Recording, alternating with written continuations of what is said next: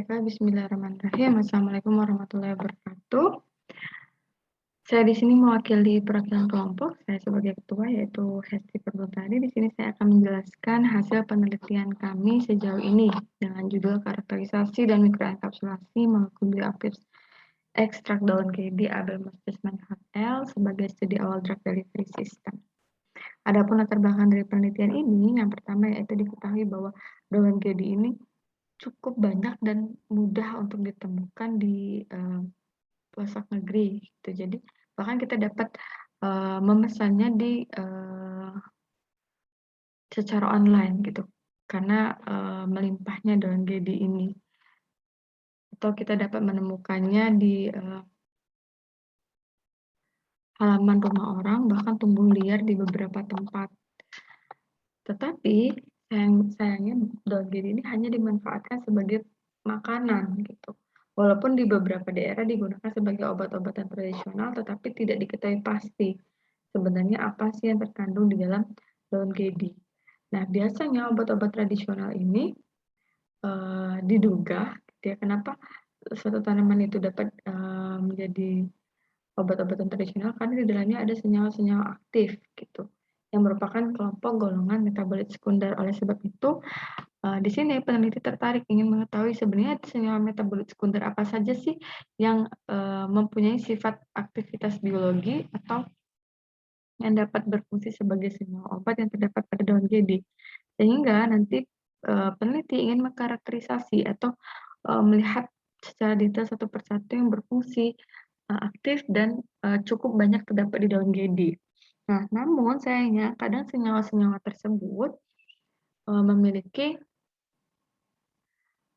sifat tidak stabil, misalnya mudah teroksidasi atau mudah bereaksi dengan oksigen, atau titik lelehnya rendah, mudah menguap, volatil, dan lain sebagainya. Oleh sebab itu, peneliti juga akan rencananya mengenkapsulasi senyawa-senyawa tersebut. Itu adalah rencana untuk tahun kedua. Untuk tahun pertama ini sampai pada karakterisasi daun GD. Oke, yang pertama yang dilakukan oleh peneliti, maaf ini bukan latar belakang ya, ini harusnya metode.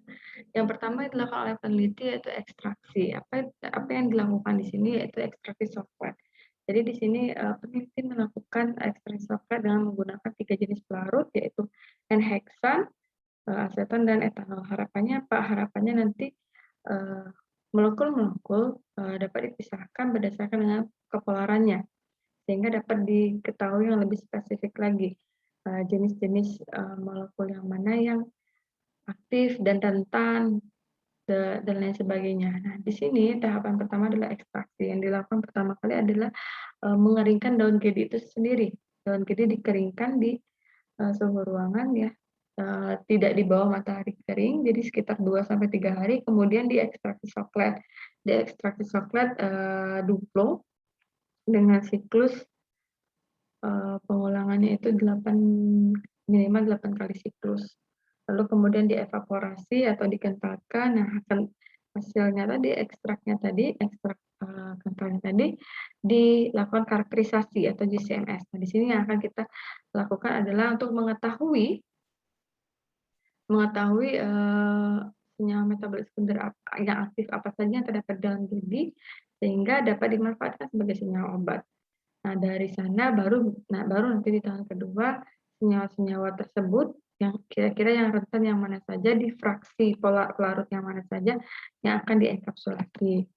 Adapun hasil dari penelitian sejauh ini, yang pertama dari hasil ekstraksinya, hasil ekstraksi yang pertama untuk ekstrak etanol sekitar 19,15%, kemudian heksan aseton itu, ini bukan etanol ya, ini ekstrak N-heksan maksudnya 19,15%, kemudian ekstrak N-heksan aseton 15%, ekstrak N-heksan aseton etanol 11,0%. Sehingga dari sini dapat diketahui bahwa ekstraksi ini semakin non-polar maka semakin menurun ininya apa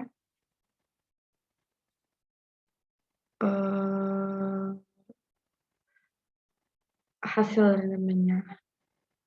Sehingga hanya kenapa? Karena kemungkinan di pelarut molar itu terdapat protein atau karbohidrat yang terekstraksi.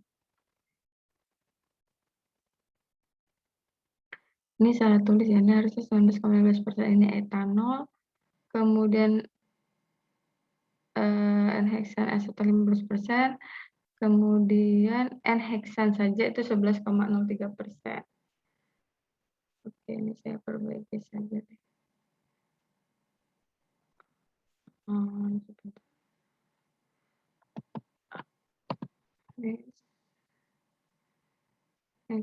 Ini N-heksan 11%, ini N-heksan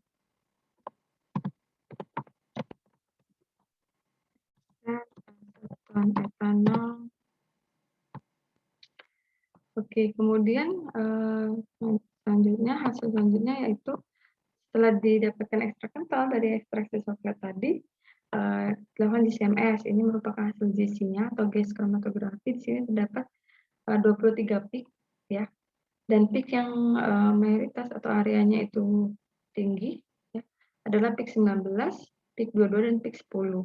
Peak 19 itu adalah senyawa 2,2-etil heksil oksikarbonil benzoik asid yang merupakan isomer dari asam ftalat. Nah, ini mempunyai sifat antibakteri dan anti jamur. Kemudian peak 22, 9 octadecanoate ini memiliki sifat antifungi dan antibakteri, dan peak ke-10 itu merupakan senyawa 4-butyl 2,1-metil 2-nitroetil sikloheksanon yang mempunyai sifat antibakteri. Ini merupakan hasil halusinasi strukturnya.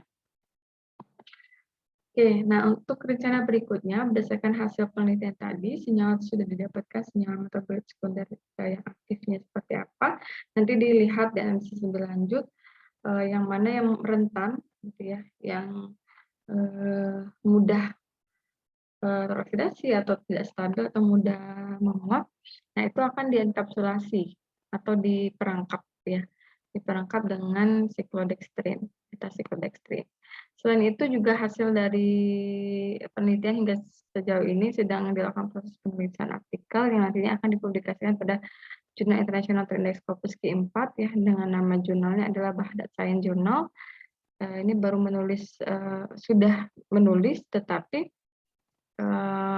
kemarin ada keraguan di masalah template, jadi baru menghubungi editornya karena ada perbedaan antara template yang diberikan di website dengan yang tertulis. Jadi template yang di-download itu berbeda dengan template yang ada di keterangan websitenya, sehingga masih dalam konfirmasi, jadi belum di-submit ke jurnal ini. Oke, terima kasih. Saya rasa itu yang bisa saya sampaikan.